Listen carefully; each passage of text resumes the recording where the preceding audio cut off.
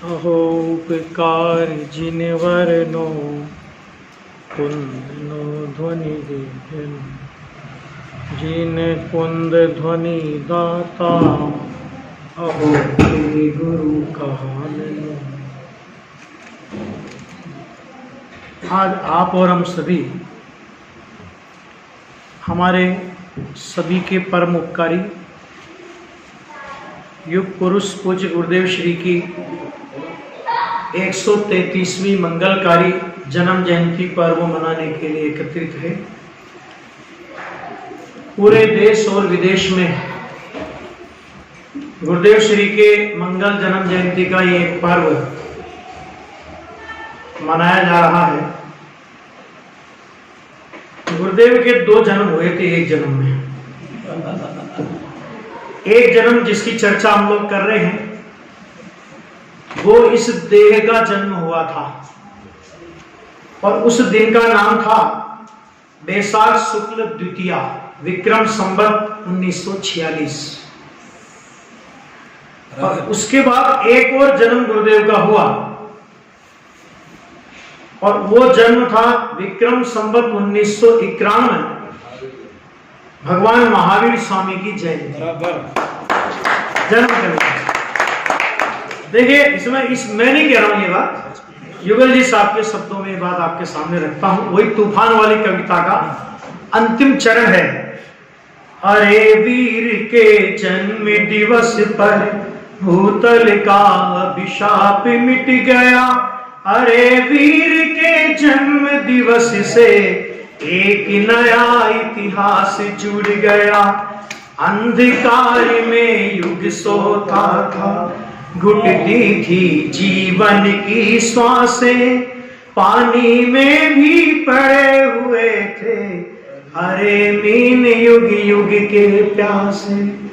तेरा पावन पुनर्जन्म यह वसुधा का वरदान बना रे, पाखंडों के मरदाता लोगों को तूफान चला रे। यानी एक पुनर्जन्म, देह का जन्म तो हो गया था लेकिन भाव गुरुदेव का जन्म हुआ था भगवान महावीर स्वामी के जन्म कल्याण के दिन। लेकिन अगर देह का जन्म ही नहीं होता तो भाव गुरुदेव कहां से आते? द्रव्य गुरुदेव नहीं होते तो भाव गुरुदेव कहां से आते? वास्तव में ये ऐसे प्रसंग हैं कि जिनके बारे में जितना बोला जाए उतना कम है। और अभी तो बहुत से मुमुक्षु भाइयों से ये मेरे पास ऐसी मांग आने लगी है, आ रही है कि गुरुदेव श्री के पूरे जीवन वृत्तांत पर एक पूरी प्रवचन श्रृंखला आप चालू करें। तो मैं भी थोड़ा मन बना रहा हूं, जब भी फुर्सत होगी और पूरे डाटा मेरे पास उपलब्ध हो जाएंगे सारे, उसके काम चल रहा है। तो जैसे ही वो हो जाएगा अपने यहीं से अपन उस श्रृंखला को चालू करेंगे। महीना भर चले, 1.5 महीना चले, 2 महीना चले, जितना भी चले, लेकिन गुरुदेव श्री के जीवन से लेकर उनके अंतिम क्षण तक का प्रामाणिक लेखा जोखा कि जिसके बारे में कोई यदि हमसे पूछ ले तो हम उसके तथ्यात्मक प्रमाण दे सके। बस हमें वो बात बोलनी है, सुनी सुनाई कही कहाई बात अपने को नहीं स्वीकार है। गुरुदेव श्री के बारे में बहुत बातें अभी हमारे सभी वक्ताओं ने, छोटे छोटे बच्चों ने और भी हमारे साधर्मी जनों ने बहुत बातें कही है। और गुरुदेव श्री के जीवन से बहुत बहुत तरह से हम लोग परिचित हैं। उनके जीवन की कुछ विशेषताओं की ओर मैं आपका ध्यान आकृष्ट करना चाहता हूं। गुरुदेव श्री का एक प्रसंग कि जब वो माल लेने जाते थे तो माल लेने जाते थे तो होता है जैसे अपन लोग होते हैं ना, 12 साल का बच्चा हो, टिकट लगता हो आधा, 12 साल का हो के बाद पूरा टिकट लगता है ना, तो अपन लोग क्या कहते हैं 10 साल 15 साल का हो तब भी उसको 11 साल में चलाते हैं। और बच्चे को भी कहते थे पीटी पूछे तो बोलना 11 साल का हूं। है ना, हम झूठ बोलते हैं और झूठ बोलने की शिक्षा देते हैं।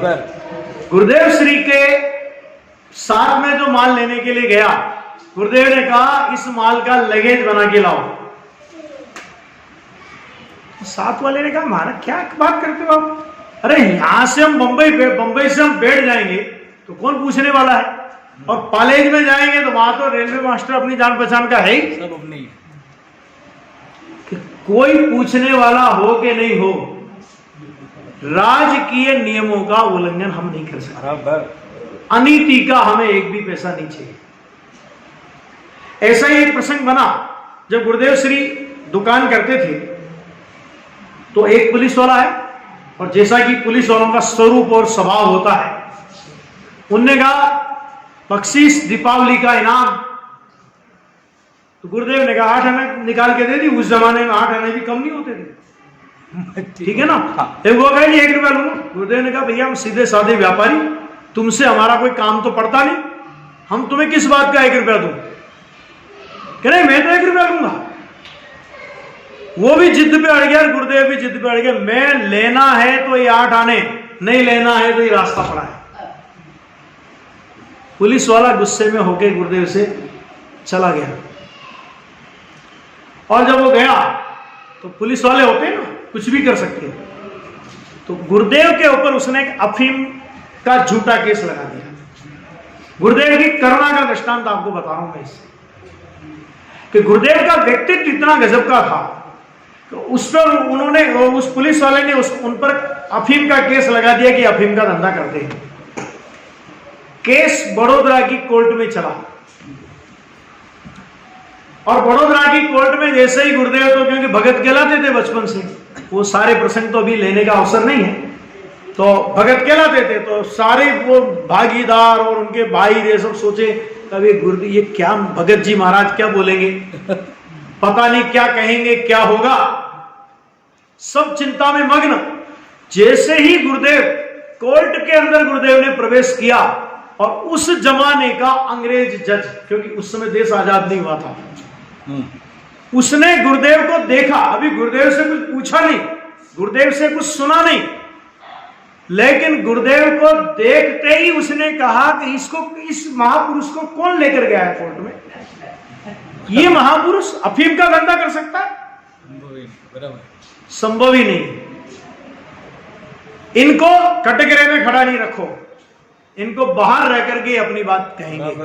गुरुदेव के बोलने से पहले गुरुदेव के मुख मुद्रा और गुरुदेव का जो तेज था, उससे वो इतना प्रभावित हुआ, और किसी की गवाही सुने बिना उसने निर्णय दे दिया हम स्वयं वहां पर अदालत जाएगी और पालेज में जाकर के इसका निर्णय करेंगे। अदालत पालेज आई, और दूध का दूध पानी का पानी हो गया। 6 महीने तक वो केस चला। गुरुदेव श्री का उस केस में 700 रुपए से ज्यादा का खर्च हुआ। कितना? 700 मतलब आज के 700 नहीं है, समझ आया कि नहीं है, उस जमाने के 700, यानी लगभग ये 125 वर्ष पहले की बात होगी, क्योंकि 133वीं जन्म जयंती मना रहे। तो मजिस्ट्रेट ने निर्णय दे दिया कि ये केस खारिज किया जाता है, और जिस पुलिस वाले ने ये झूठा केस किया है, इस केस पर जो भी खर्चा हुआ हो वो पुलिस वाले से वसूल कर लिया जाए। गुरुदेव को कह दिया वसूल कर लो, तुमको छूट है। तो गुरुदेव की करुणा कितनी गजब की, कि जो 8 आने के बजाय 1 रुपया नहीं दे रहे थे, गुरुदेव ने कहा अरे जाने दो ना, बेचारा मर जाएगा, कहां से लाएगा 700 रुपये, इसका घर बार बिक जाएगा। ये गुरुदेव के अंदर की करुणा थी। कहने का मतलब क्या, कि आप अन्याय पूर्वक गुरुदेव से एक बात मनवा नहीं सकते हो, और करुणा की बात आई तो 700 रुपए खड़े खड़े छोड़ दिए। बराबर। ऐसा ही एक प्रसंग बना राजस्थान का। राजस्थान में ये जो गांव है उधर अपना, ये कौन सा एरिया कहलाता है, बांसवाड़ा साइड, उस साइड का कोई एरिया है, हाँ, तो उधर का एरिया है। तो सारे नगर में ज्यादातर लोग वहां पर श्वेतांबर भाई थे, और अपने 2-3 लोग थे कन्वर्ट दिगंबर, गुरुदेव के प्रभाव से। उन्होंने गुरुदेव श्री को बुलाया, बहुत बड़ा पंडाल और बहुत बड़ी तैयारी की, क्योंकि 1-2 परिवार हो और गुरुदेव आ रहे हो तो कितना बहुमान आएगा उनको, है ना। बहुत तैयारी उन्होंने की, गुरुदेव पधारे, तो गुरुदेव पधारे तो उन लोगों ने विरोध चालू कर दिया। कांजी स्वामी वापस जाओ, क्या बोलते हैं, गो बैक बोलते कि नहीं बोलते, वापस जाओ वापस जाओ वापस जाओ। हल्ला होने लगा। पाटनी जी उस यात्रा के लिए निकले थे गुरुदेव, तो पाटनी जी उस सभा में उसके यात्रा संघ के संचालक थे। क्या हुआ भैया, क्या बात है, क्या कह रहे हैं? अब राजस्थानी में कुछ भी बोले तो गुरुदेव ना समझ है ना। तो क्या साहब ये ऐसा कह रहे हैं? अच्छा ऐसा कह रहे हैं, कोई बात नहीं। जोर जोर से गुरुदेव जहां ठहरे थे वहां आवाज लगाने लगे जोर जोर से, एकांतवाद का नाश हो, एकांतवाद का नाश हो। गुरुदेव भी बाहर निकल करके आगे, लोगों के रोकने पर भी गुरुदेव बाहर निकल करके आगे, और गुरुदेव भी नारा लगाने लगे एकांतवाद का नाश, क्योंकि हम कौन से एकांतवादी। फिर गुरुदेव ने उनको कहा, भाई हम लोग तो चले जाएंगे, हमको यहां रहने के लिए नहीं आए, लेकिन तुम हमारे निमित्त से कसाई मत करो। हम तो चले जाएंगे, लेकिन तुम्हारे यहां पर ये कसाई के बीज पड़ जाएंगे तो इनका मिटना मुश्किल है। गुरुदेव चले गए। अब गुरुदेव चले गए तो पूरे नगर में जितने उस गांव में ठाकुर लोग, छत्री लोग, बढ़िया डरे तो किससे डरे हुए? तो सारे छत्री लोग आगे और दूसरी जाति के जितने लोग आगे। ओके बढ़िया, एक बात समझ लेना बहुत अच्छी तरह, आज तुमने एक ऐसे महापुरुष को यहां से अपमान करके भेजा है, जब तक वो महापुरुष वापस इस गांव में आकर के इसी पंडाल में प्रवचन नहीं देंगे, तब तक तुम्हारा कोई साधु इस नगर में प्रवेश नहीं कर सकता है। ये समझ लेना तुम अच्छी तरह। अब क्या करें? सारे लोग वापस बस में भरे, तो गुरुदेव आगे पहुंच गए थे, तो गुरुदेव पहुंच गए तो सारे लोग बस भर करके आए। और गुरुदेव साहब तो पाटनी जी तो बड़े कड़क थे, पाटनी जी कह नहीं, गुरुदेव का प्रोग्राम आगे पहले से फिक्स है, गुरुदेव कहीं नहीं जाएंगे। नहीं साहब, अगर गुरुदेव नहीं जाएंगे तो हमारा गांव में रहना मुश्किल हो जाएगा, हमारे कोई भी साधु संत गांव में नहीं आ सकेंगे, हमसे बहुत बड़ी भूल हुई है, हमारा अपराध क्षमा करें। गुरुदेव तक बात पहुंची। गुरुदेव ने कहा कि अगर हमारे जाने से गांव में शांति आती तो हम चलेंगे। ठीक बात है। और सहज भाव से जिस तरह गुरुदेव लौट करके आए थे, उसी तरह गुरुदेव श्री लौट करके वापस उस गांव में गए। गुरुदेव श्री का जोरदार स्वागत हुआ। जो लोग विरोध में झंडा उठा करके खड़े थे, वे गुरुदेव के चरणों में झुक गए, मालाएं पहनाने लगे, और गुरुदेव का पूरा प्रवचन वहां पर हुआ। इसी तरह की घटना तो और भी जगह हुई है कि जहां पर गुरुदेव श्री की गाड़ी को काले झंडे दिखाए गए, गुरुदेव श्री की गाड़ी पर पत्थर फेंके गए। और मध्य प्रदेश की खास तौर से इंदौर वगैरह की बात है ये। और मिश्री लाल गंगवाल उस समय वहां के मुख्यमंत्री हुआ करते थे। मध्य भारत होता था, पहले मध्य प्रदेश नहीं था। तो मुख्यमंत्री हो तो मुख्यमंत्री ने कह दिया कि कौन उपद्रव कर रहा है, जो उपद्रव कर रहा है गाड़ी चला दो, रोको मत गाड़ी को, एक दो का अगर कुछ भी होगा तो मैं देख लूंगा। गुरुदेव ने कहा ऐसा नहीं चलेगा, ये हमारे साधन नहीं है। अरे अनजान में भूल में विरोध कर रहे हैं, कोई बात नहीं है, भूले हुए भगवान है बराबर। और गुरुदेव बिल्कुल शांत भाव के साथ उस उपसर्ग परिसर को सहन करते हुए गुरुदेव पंडाल में गए। और पंडाल में गए तो 1 घंटे के पूरे प्रवचन में कहीं उस प्रकरण का जिक्र नहीं। और सभा में सीधे भगवान आत्मा ज्ञान और आनंद का कंद है ना, ऐसा दिव्य नाद गुरुदेव श्री की वाणी में गुंजित हो गया। प्रसंग बहुत है, कई प्रसंग में बीच में सुना भी चुका हूं, इसलिए उन प्रसंगों को मैं रिपीट नहीं कर रहा हूं।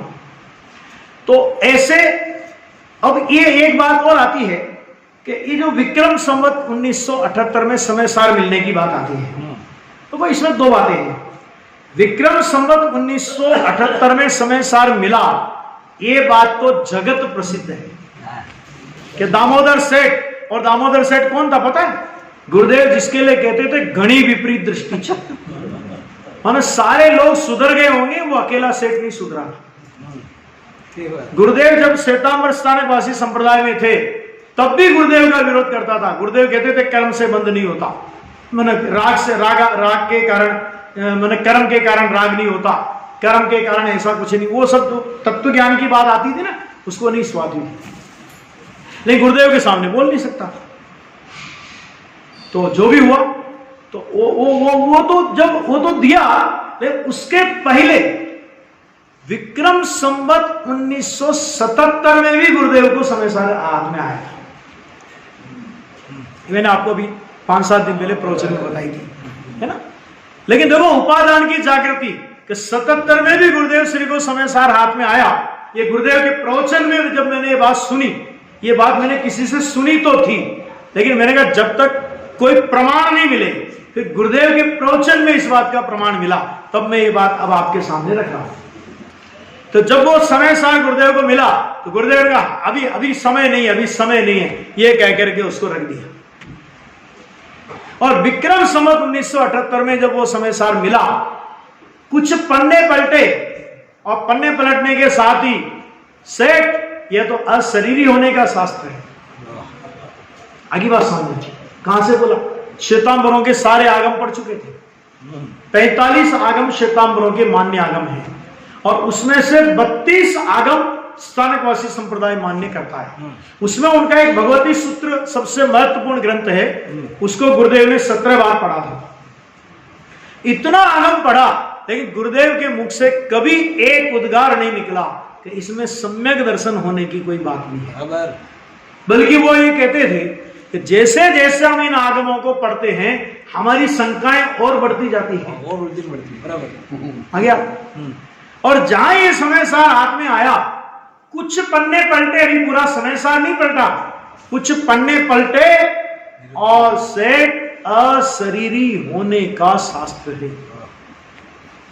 और उसके बाद एक बार भोजन किया, शास्त्र लिया, जंगल में उस जगह जाके बैठते थे कि जहां पर मिट्टी निकाली जाती थी जमीन में से, और जमीन में गड्ढे हो जाते थे बड़े बड़े।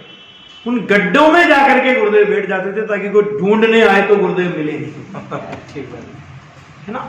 और 13 वर्ष तक अनवरत उन्होंने समय सार का स्वाध्याय किया, और उसके बाद एक से एक दिगंबर ग्रंथ उनको मिलते गए, और जो जो उनको ग्रंथ मिलते गए, उनकी सारी शंकाओं का समाधान होता गया।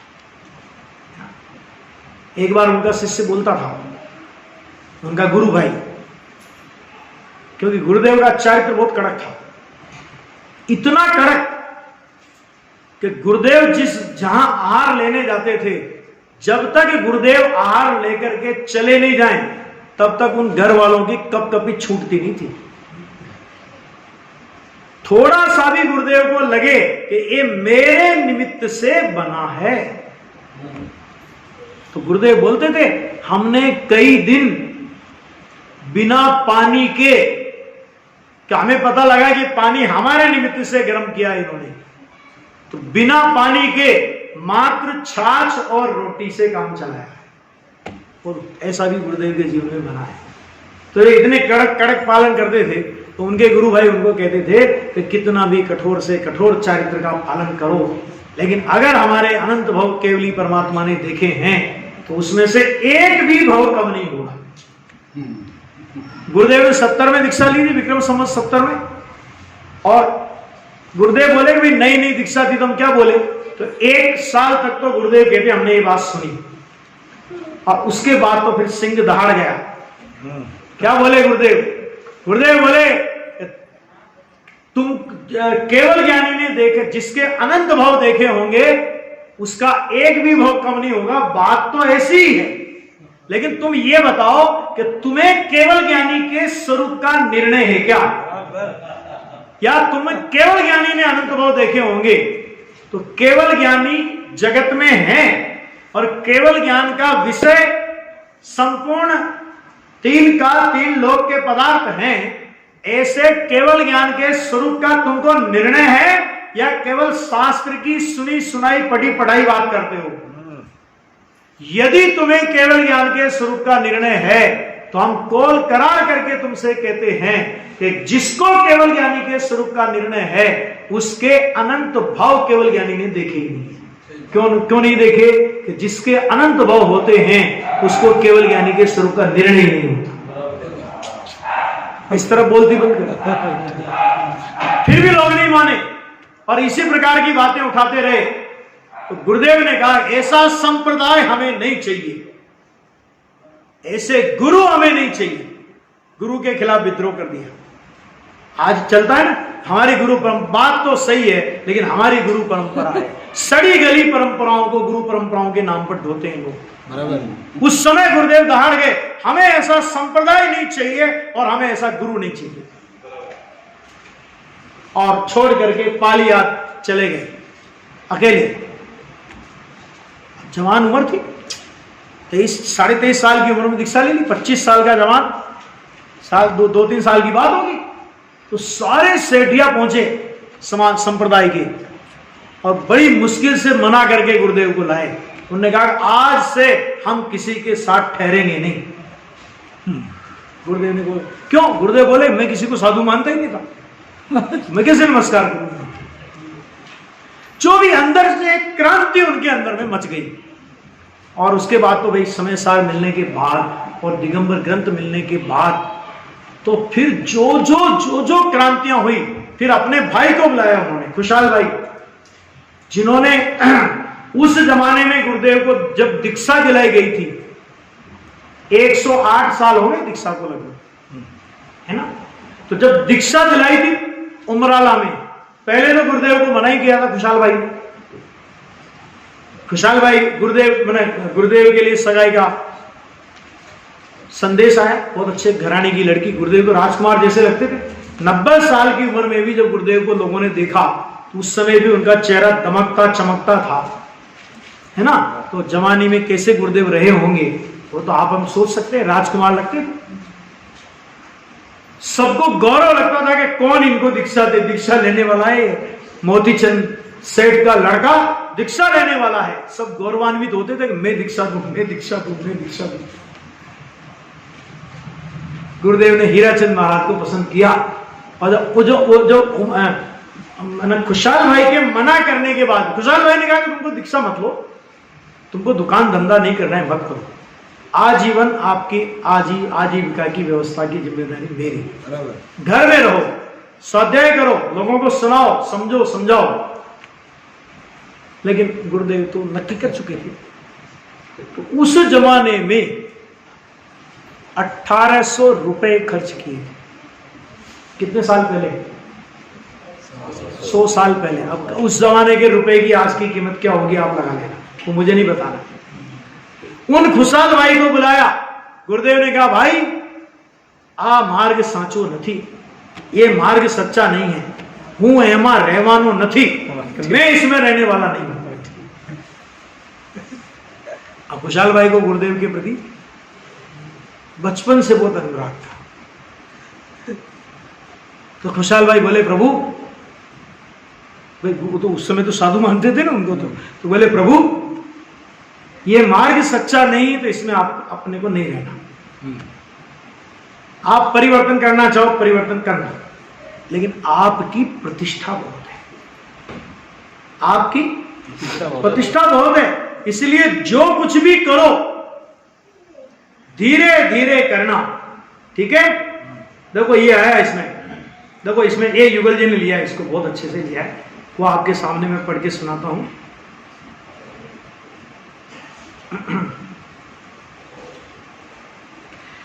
बोली दुनिया अरे अरे रे, माते पिता का धर्म न छोड़ो, जिसमें तुमने जन्म लिया है उस पथ से अब मुंह मत मोड़ो। हरी भरी सी कीर्तिलता है दिग दिगंत में व्याप्त तुम्हारी, यह लो सिंहासन लो, लेकिन रखो लाज हमारी। अरे तुम्हारे इस निश्चय से भूतल पर भूचाल मचारे, पाखंडों के महल ढहाता, लोरो को तूफान। क्या बोला लोगों ने, क्या बोला? लो ये लो सिंहासन लो। ये सिंहासन लो का मतलब क्या? हम तुम्हें पूरे स्थानकवासी श्वेतांबर संघ के मुख्य गणाधिपति बनाते हैं, मतलब मुख्य आचार्य में आपको बनाते हैं। सिंहासन लो, और सिंहासन के नाम पर तो कुछ भी बिक जाता है आजकल, है ना। ये सिंहासन लो क्या, तो ये लिखा ना, तो क्या लिखा, हाँ, कि बोली दुनिया अरे अरे रे मात पिता का धर्म न छोड़ो। पहला प्रश्न, अच्छा हमारे बाप दादा पागल थे? मैंने कहा पागल तो नहीं थे, लेकिन हम उनसे ज्यादा पागल हो गए। क्यों? कि हमारे बाप दादा क्या पहनते थे, हम क्या पहनते हैं, मतलब हमने पहनावा बदल लिया, हमने खान पान बदल लिया। हमारे बाप दादा ने कभी खाई थी डाइनिंग टेबल पे भोजन किया था? करते थे कभी? कहां जाते थे जंगल जाने के लिए, कहां जाते थे? अभी हम क्या करते हैं, अटैच, बराबर है। फिर सब बाप दादाओं पे आते हो तो सब पे आओ ना, केवल धर्म रह गया बाप दादाओं के लिए। तो वो बोले कि बोली दुनिया अरे अरे रे मात पिता का धर्म न छोड़ो, जिसमें तुमने जन्म लिया है उस पथ से अब मुंह मत मोड़ो।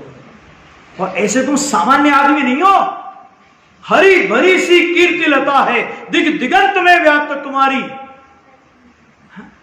कि चारों सारी समाज कोई नूर का हीरा, कोई नूर का हीरा, कोई नूर का हीरा कह करके जिसके पीछे पड़ी रहती हो। तो गुरुदेव ने क्या उत्तर दिया? उत्तर मिला, धर्म शिशु जननी के अंचल में नहीं पलता है। आ गया, और पिता की परंपरा से बंधकर धर्म नहीं चलता है। रावण नरक में गया तो कुंभकर्ण मेघनाथ कहते तो पिताजी नरक में जा रहे, तो मैं कैसे स्वर्ग में जाऊं, मोक्ष में जाऊं?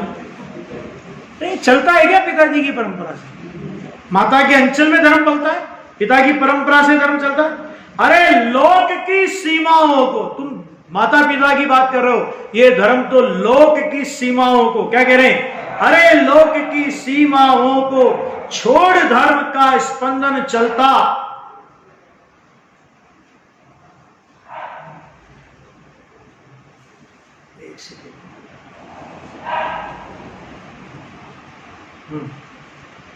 स्पंदन चलता, ज्ञान चेतना के अंचल में प्यारा धर्म निरंतर पलता। धर्म कहां पलता है? ज्ञान चेतना के अंचल में पलता है। अपने स्वभाव की दृष्टि, ज्ञान, अनुभूति, उसको बोलते हैं ज्ञान चेतना। अब फिर तुम कह रहे हो कि सिंहासन, तो गुरुदेव ने उत्तर दिया, सिंहासन क्या, कि सिंहासन क्या चीज है? हाँ, धर्म देह की ममता तक को छोड़ चला रहे, कि तुम सिंहासन की बात कर रहे हो? धर्म तो उसका नाम है जो देह के भी ममत्व का जहां विसर्जन हो जाता है, जहां देह के प्रति भी ममत्व का विसर्जन हो गया। हाँ, तुम सिंहासन की बात कर रहे हो। सिंहासन पर कौन बैठेगा? कि देह बैठेगी। हम देह से ही ममता तोड़ चुके हैं। तुम किसको सिंहासन का लोभ दे रहे हो? जो भी हुआ, खैर अब इस प्रसंग में मैं नहीं ज्यादा जाना चाहता, लेकिन बहुत जगह गुरुदेव गए जहां जहां गुरुदेव को उम्मीद थी कि यहां मेरे भगत बहुत हैं, है ना। आपत्ति काल में परीक्षा होती है भक्तों की, भगवान निंदकों की, सबकी, है ना। तो जो गुरुदेव के आगे पीछे घूमते थे, जब गुरुदेव को पता, जब उनको पता लगा कि गुरुदेव परिवर्तन करने वाले हैं, और गुरुदेव भी उनके भरोसे गए, राजकोट में गुरुदेव गए, यहां तक कि अपने जन्म धाम उमराला में भी गुरुदेव गए, वहां पर भी उनका विरोध हो गया। नहीं नहीं नहीं, हम आपका साथ, हम आपके साथ नहीं, हम आपके जो भगत थे वो बिलों में छुप गए, और जो कुछ जो थोड़े दमदार थे वे गुरुदेव को समझाने आए, समझे नहीं तो डराने आए, डरे नहीं तो धमकाने आए। तीन ही तरह की बातें होती, पहले समझाते हैं, फिर डराते हैं, फिर धमकाते हैं, और लास्ट में धमकाया क्या, महाराज कोई रोटियां नहीं मिलेगी। तो फिर खुशहाल भाई ने बोला, सेठियों तुमको पता है रोटियों की कमी हमारे घर में भी नहीं है, और ये सच्चाई है। गुरुदेव जब 80, 78, 79, 80 में प्रवचन करते थे ना, तब उनके दुकान का वर्णन उनसे सुनो। हमने अपन दुकान चलाई थी, 5 साल हमने भी दुकान चलाई थी, अभी भी दुकान है, 40 लाख की पूंजी है, 4 लाख की आमदनी है। कब? सन 80 में गुरुदेव की दुकान की 4 लाख रुपए महीने की आमदनी थी। 90 साल की सन 1980 के प्रवचनों की बात बता रहा हूं। ये बोलो, उस 80 मैंने जिस जमाने में 2 रुपए किलो शक्कर, 4 रुपए किलो तेल मिलता था, तुम लोगों को तो विश्वास भी नहीं आएगा। उस जमाने में 4 लाख रुपए वर्ष की आमदनी, और फिर इतना बोल के क्या बोलते थे, सब पाप का धंधा है। तो वो सब लोग साथ में नहीं आए। गुरुदेव ने भी एक बात नक्की कर ली, वे समझ गए। गुरुदेव ने कहा अब हमें ऐसी जगह जाना है जहां किसी जैन का घर नहीं है। दिगंबर तो थे ही नहीं उधर, श्वेतांबर थे। तो एक दावाणी परिवार है सोनगढ़ में, मूलतः तो वह किसी एक वैष्णव के यहां गुरुदेव पहले पहुंचे थे, नाम भूल रहा हूं अभी मैं, लेकिन जो अपन वो एपिसोड बनाएंगे ना इसके, उसमें पूरा नाम वगैरह सब देंगे। तो उसमें गुरुदेव के वो गए, फिर ये हरि भाई दामानी करके, हीरा भाई दामानी करके हैं, स्टार ऑफ इंडिया उस बिल्डिंग का नाम है। वो वहां के राजा ने, भावनगर दरबार थे ना, उनसे प्रसन्न होकर के उनको इनाम में वो मकान दिया, नाम था स्टार ऑफ इंडिया। अब पता नहीं गुरुदेव जैसे महापुरुष आने वाले थे तो कुदरत ने पहले से उसका नाम सोच के रखा हो। क्यों कि world of star of world जिसमें आने वाला हो तो कम से कम स्टार ऑफ इंडिया में तो आए। गुरुदेव से उन्होंने प्रार्थना की कि साहब हमारा मकान खाली पड़ा है, बस्ती से दूर है, आपको कोई डिस्टर्ब नहीं करेगा और हम आपकी सेवा में हाजिर रहेंगे। गुरुदेव गए, गुरुदेव ने देख लिया। गुरुदेव ने कहा हम यही परिवर्तन करेंगे। प्रतिमा कहां, मंदिर कहां, सवाल ही नहीं। पार्श्वनाथ भगवान का चित्रपट जो श्रवण बेलगोला के पास एक जगह है, वहां का वो मंदिर है, उस प्रतिमा के दर्शन भी हम लोग करके आए हैं। उस चित्रपट के समक्ष विक्रम संवत 1991 महावीर जयंती दिन के 1:15 बजे मुंह पट्टी का त्याग करके गुरुदेव ने घोषित कर दिया। गुरुदेव ने जिस समय ये परिवर्तन किया, गुरुदेव का योग इतना जबरदस्त, पुण्य प्रभावना योग इतना जबरदस्त, तो उस समय विरोध करने के लिए सोनगढ़ में कोई नहीं आया। गुरुदेव श्री के जो निकटवर्ती अनुयायी थे, जैसे बहनश्री बहन थी, दोनों बहनें थी, और भी लोग थे, तो गुरुदेव ने कह दिया था कि हम परिवर्तन करें, उस समय सोनगढ़ में कोई नहीं रहना चाहिए। हो सकता है विरोध हो, कुछ उपद्रव हो, तो 2-4 जो अत्यंत निकट के लोग थे उनके बीच में वो परिवर्तन किया और गुरुदेव वहीं पर रहने लगे। हजारों की सभा के बीच में गर्जने वाले गुरुदेव सत्य के लिए 3-4 आदमियों के बीच में रहने लगे। जो आज हम लोग भीड़ तंत्र की ओर भागते हैं, और भीड़ अगर हमें मिलती हो तो हम कुछ भी करने के लिए तैयार हैं, सिद्धांतों के साथ समझौता करने के लिए तैयार हैं, सिद्धांतों का गला घोटने के लिए तैयार हैं। तो गुरुदेव के का ये मार्मिक स्थल हमें सचेत करता है कि सत्य के लिए संख्या की आवश्यकता नहीं होती। अकेला हो तो भी सत्य है, तो वो सत्य ही है, बराबर। ठीक है, कोहिनूर हीरा वो अकेला होता है, लाखों करोड़ों कांच के टुकड़े मिलकर के भी उस कोहिनूर हीरे का मूल्यांकन नहीं कर सकते। यहां से गुरुदेव ने परिवर्तन चालू किया। 5-7 मिनट में पूरा करता हूं। तो उन्होंने परिवर्तन करा, तो अभी क्या हुआ कि अब लोग तो आना बंद हो गए, लेकिन बहुत से लोग जो गुरुदेव के वास्तव में भगत थे, तो उन्होंने सोचा गांधी स्वामी ने कुछ किया है परिवर्तन, तो कुछ सोचा तो होगा, बिना सोचे तो नहीं कर सकता। इतना बड़ा कदम उन्होंने उठाया है, कुछ न कुछ बात तो होगी। ऐसे कुछ लोग धीरे धीरे गुरुदेव के पास आने लगे। देखें कैसा चल रहा है, देखें अब क्या कर रहे हैं, है ना। उनको जांचने के लिए, या ये अपनी भाषा में कहूं, गुरुदेव श्री की सीआईडी करने के लिए। भाई साहब जब आते तो गुरुदेव को तो समय सार की स्वाध्याय करते पाते, शास्त्रों का स्वाध्याय करते पाते। गुरुदेव ये भी नहीं पूछते तुम कहां से आए हो, अब तो ठीक है ना, कोई विरोध तो नहीं, कुछ बात नहीं।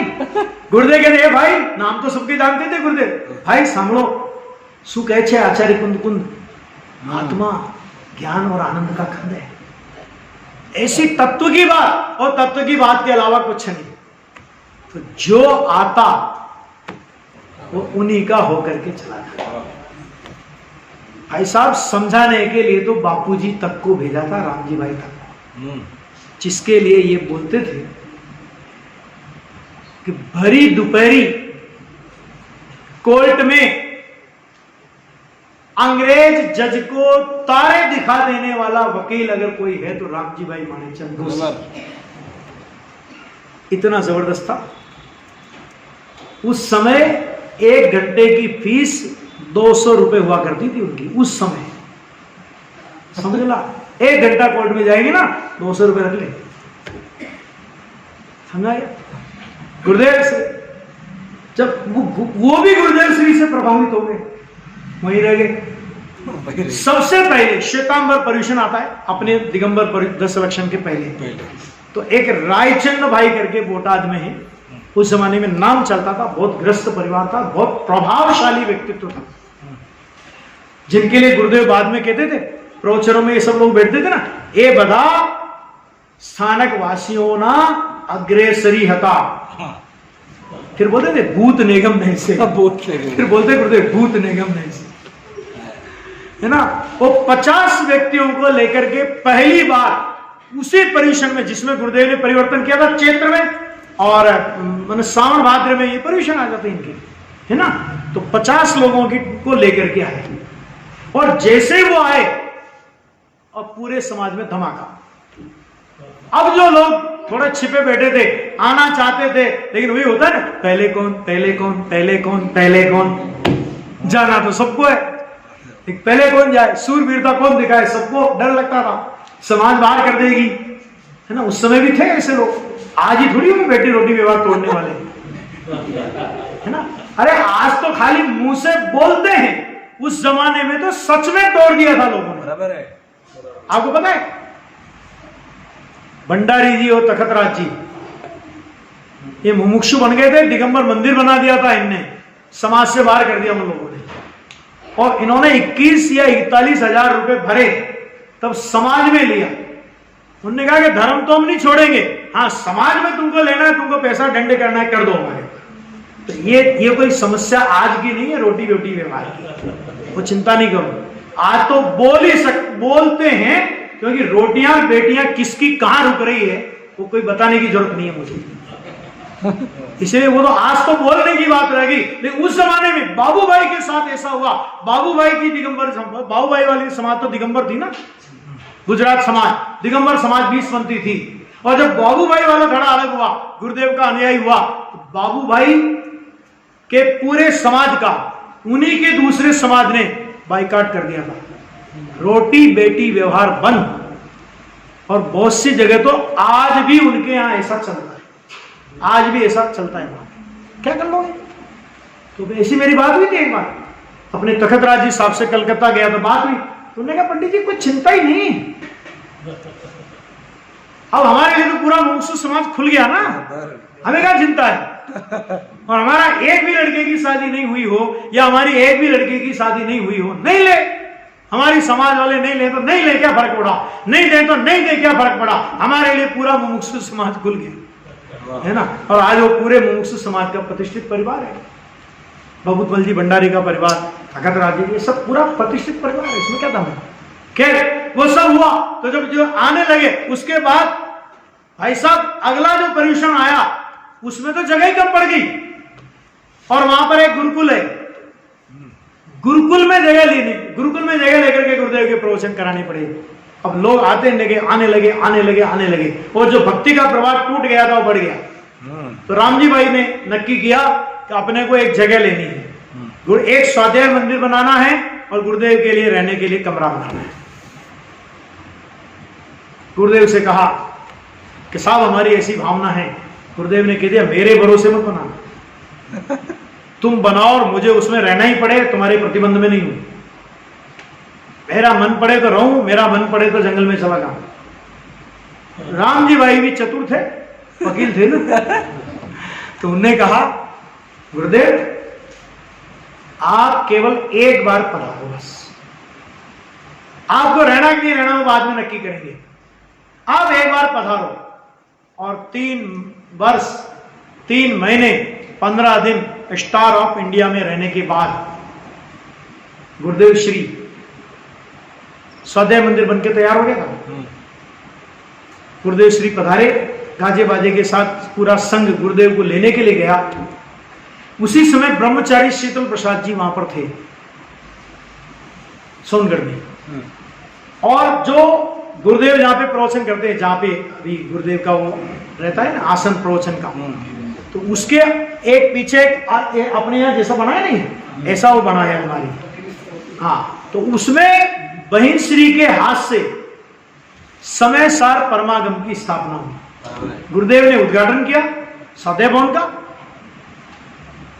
प्रवचन किया और बहन श्री के हाथ से समय सार परमागम की स्थापना, और वो स्थापना की विधि ब्रह्मचारी शीतल प्रसाद जी ने कराई। उसके बाद तो बहुत प्रभाव हुआ, ऐसा भी प्रभाव हुआ। तो कोई एक प्रसंग सुन लो कि गुरुदेव को ये पता नहीं कि दिगंबर आमनाय में 13 पंथ क्या 20 पंथ क्या। जो गिरनार की यात्रा पर ये लोग गए, तो गिरनार की यात्रा पे पहले पाली ताना भी यात्रा गए, गिरनार की यात्रा पे गए तो बहन श्री बहन को विकल्प उठा, दोनों बहनों को, तो हमें भगवान के दर्शन नहीं।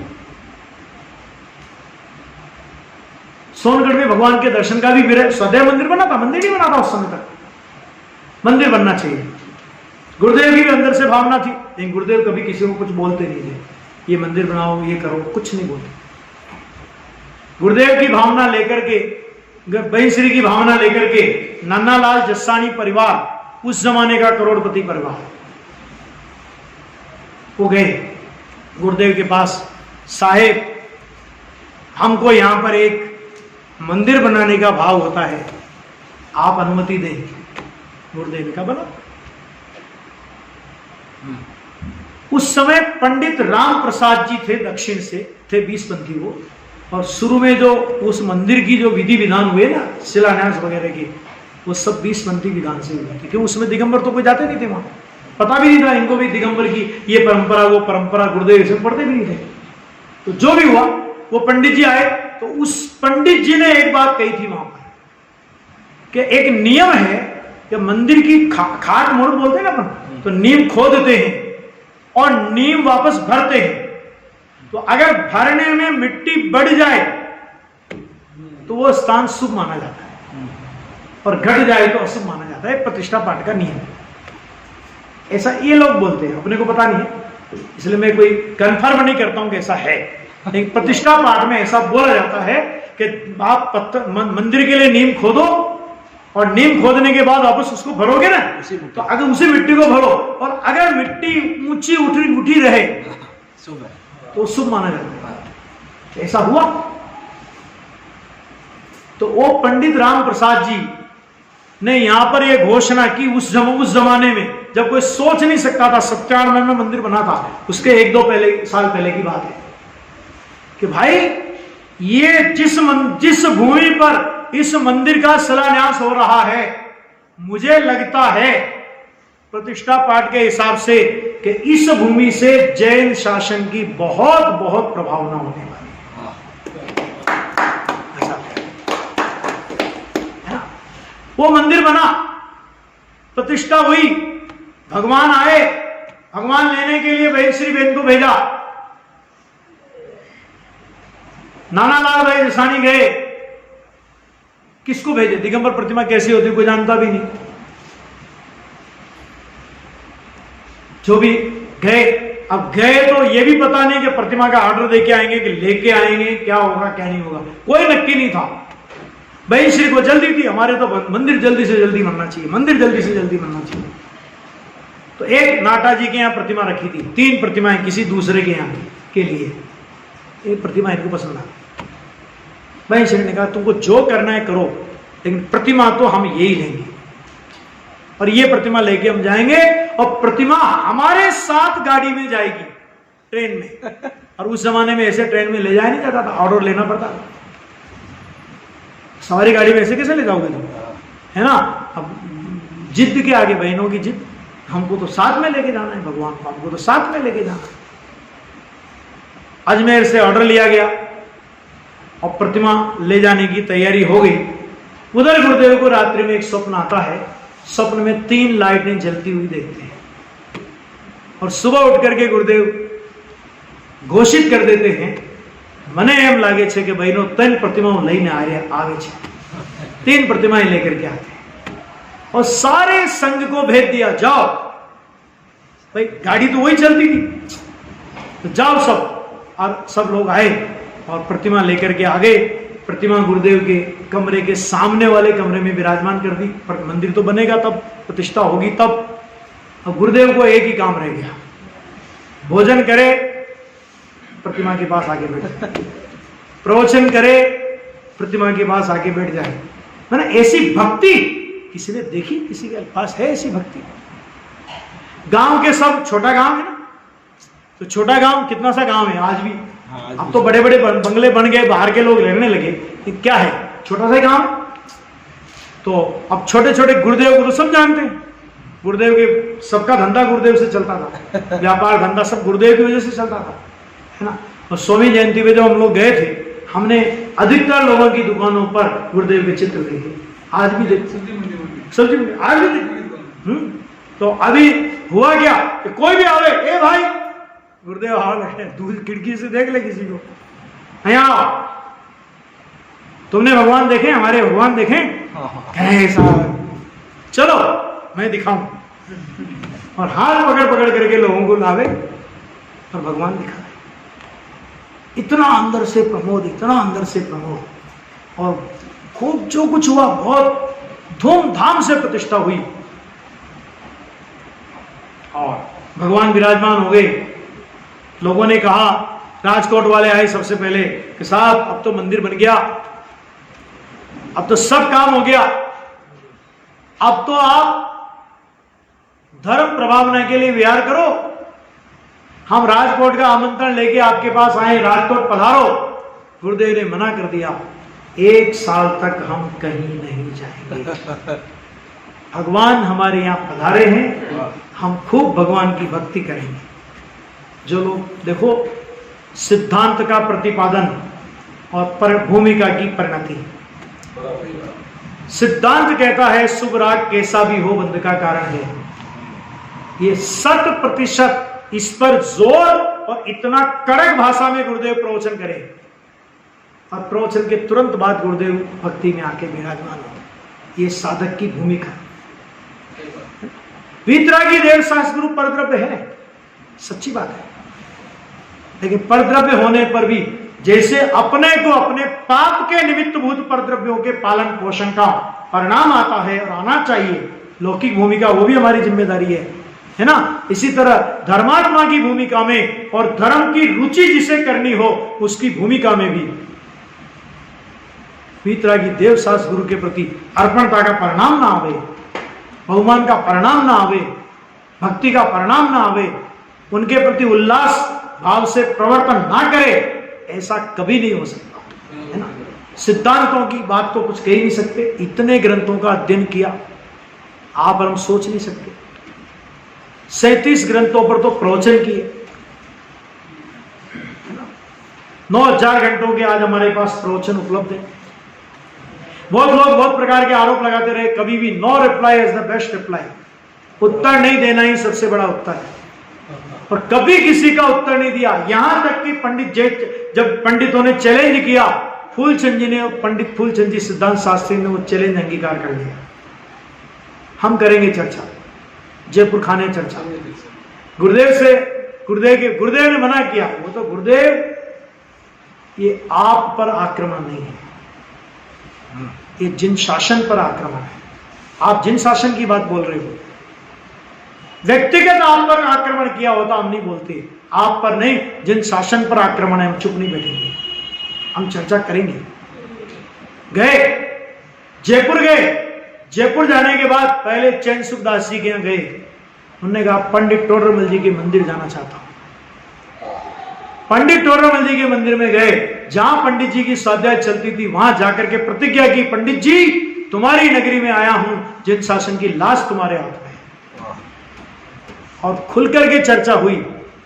जब आवश्यकता पड़ी गुरुदेव को समाचार क्या, कोई आदमी मेरे को चाहिए जो मेरे को प्रमाण निकाल के दे। पाटनी जी साथ में थे, चंदूभाई ब्रह्मचारी को गुरुदेव ने भेजा सोनगढ़ से। चर्चा हो गई, जो रिजल्ट रहा उसका मुझे बताना नहीं है, वो सब एपिसोड में भी आएगा, अपन किताब लिखेंगे उसमें भी ये सब चीजें आएगी। लेकिन उसके बाद जब चर्चा होने के बाद, जब पंडित फूलचंद जी सिद्धांत शास्त्री चर्चा के बाद सोनगढ़ गए, तब गुरुदेव को उनके प्रति कितना अहोभाव। 1 किलोमीटर पहले से पूरे सोनगढ़ के लोगों को बैंड बाजा लेकर के भेज दिया, जाओ पंडित जी को बैंड बाजे के साथ में लेकर के आओ। ये उनका विद्वानों के प्रति आदर था। क्यों किसकी सेवा में लगे? फूलचंद जी को क्या जरूरत थी? क्यों लगे वो? पूरा जीवन उन्होंने, आज हम जो धवला, महाधवला, जय धवला, आज हम इनका स्वाध्याय कर पा रहे हैं ना, ये पंडित फूलचंद सिद्धांत शास्त्री की देन है।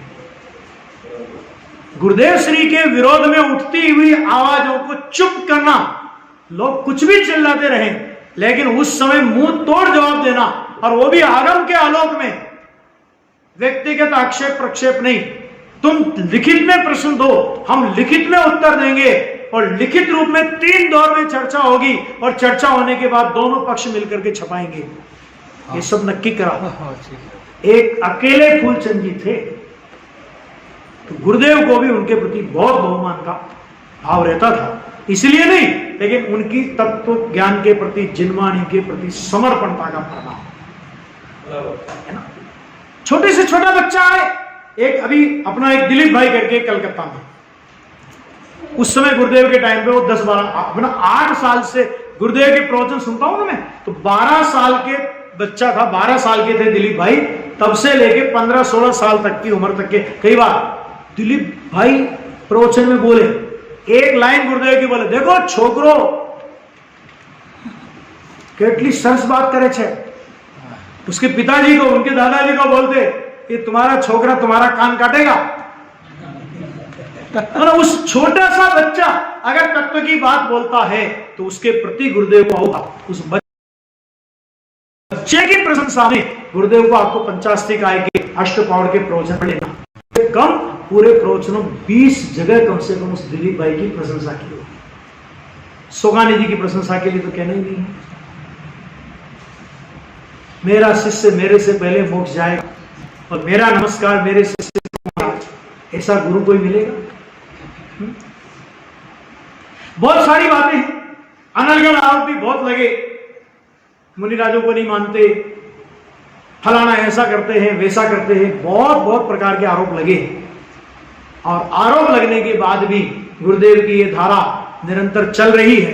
बल्कि मैं तो कहता हूं कि हम लोग 42 साल गुरुदेव को गए हुए हो गए, हमारे यहां भी किसी का देह परिवर्तन होता है तो तीसरे दिन मंदिर में शांति पाठ, राजा राणा छत्रपति, कितना इनने दान दिया है ना, कितने दान की घोषणा की, वो सब घोषणा न बोलने वालों के मुख पे कोई वैराग्य दिखता है, न सुनने वालों के मुख पे कोई वैराग्य दिखता है। वैराग्य का उठावना जरूर दिखता है, बराबर है, समझा? वैराग्य का उठावना होता है, सच कह रहा हूं मैं तो, कुछ नहीं है ना। लेकिन 8-12 दिन ज्यादा से ज्यादा याद करेंगे, कितने दिन याद करेंगे हम? 12 दिन बैठक कर लेंगे, उसमें भी क्या करेंगे?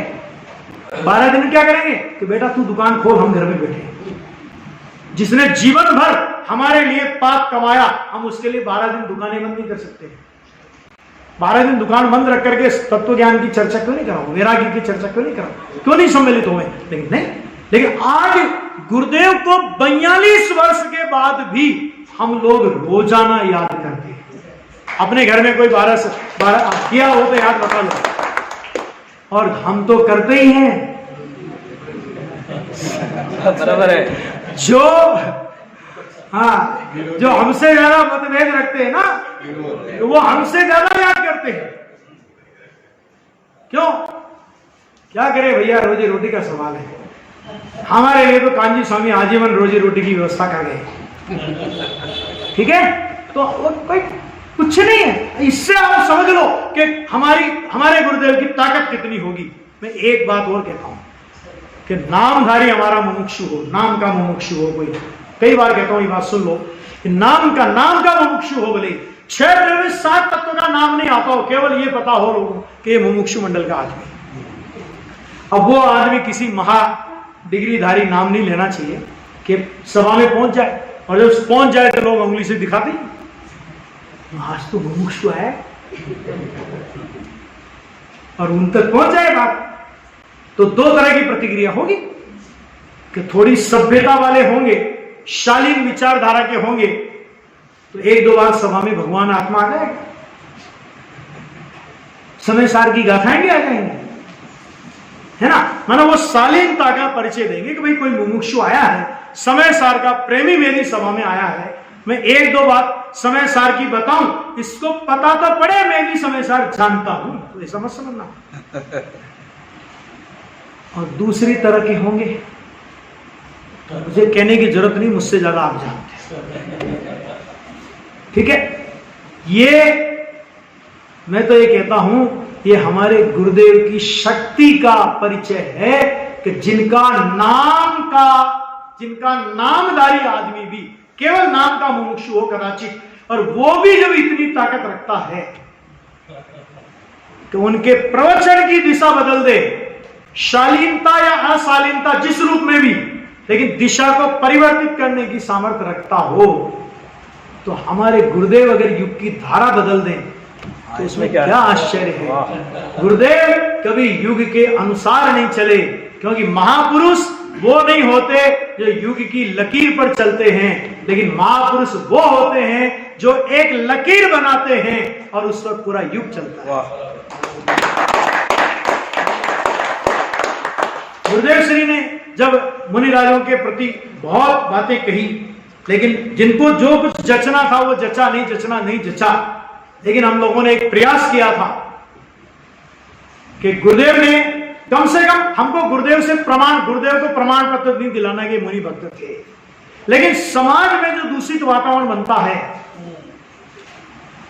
तो गुरुदेव के अंदर में मुनि भगवंतों के प्रति, देव शास्त्र गुरु के प्रति कैसा अद्भुत अहोभाव था, उसका कल मैंने इंदौर में भी एक घोषणा की थी कि हम गुरुदेव श्री के 1008 बोल जो मैंने पहले छाटे थे, और उसमें बहुत अच्छा काम हुआ था। वो उसमें हर बोल के ऊपर एक हेडिंग था, फिर उसके बाद पूरा बोल था, उसके बाद उस किस प्रवचन ग्रंथ के किस पेज से लिया गया वो रेफरेंस था। तो उसको काट छाट करके तो अभी मंगलायतन ने भी प्रकाशित की है, लेकिन वो उस रूप में नहीं है जिस रूप में मैं चाहता था। तो अभी हमने नक्की किया कि हम बड़ी पुस्तक के रूप में नहीं, लेकिन गुरुदेव श्री के उन अहोभावों को छोटे छोटे 10 वॉल्यूम के रूप में इस 10 लक्षण पर्व तक लाना चाहते हैं।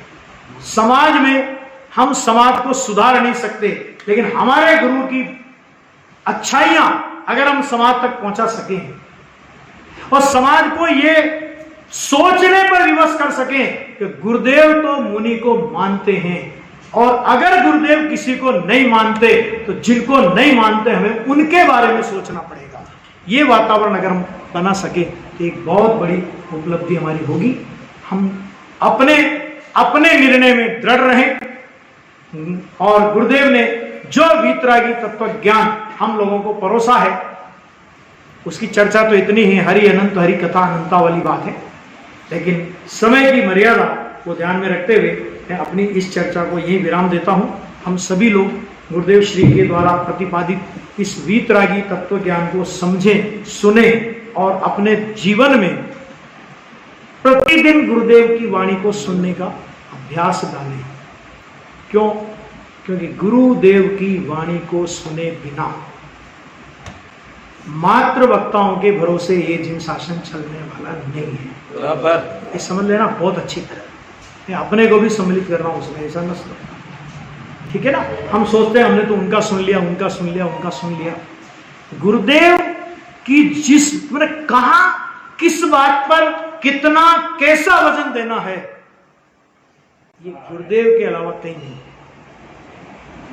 गुरुदेव को हम सुने, उसके बाद हमारी चॉइस हम किसी को भी सुने, लेकिन गुरुदेव को सुने। कोई कहते हैं कि हमको समझ में नहीं आता, क्या करे? मैंने कहा 15 दिन जिद करके सुनो, मुझे समझना ही है। नहीं समझ में आए तो भी लेके बैठ जाओ, शास्त्र लेके बैठ जाओ, वर्ल्ड टू वर्ल्ड प्रवचन की किताब लेके बैठ जाओ। 15 दिन अगर आपने जिद्द से भी गुरुदेव को सुनना शुरू कर दिया,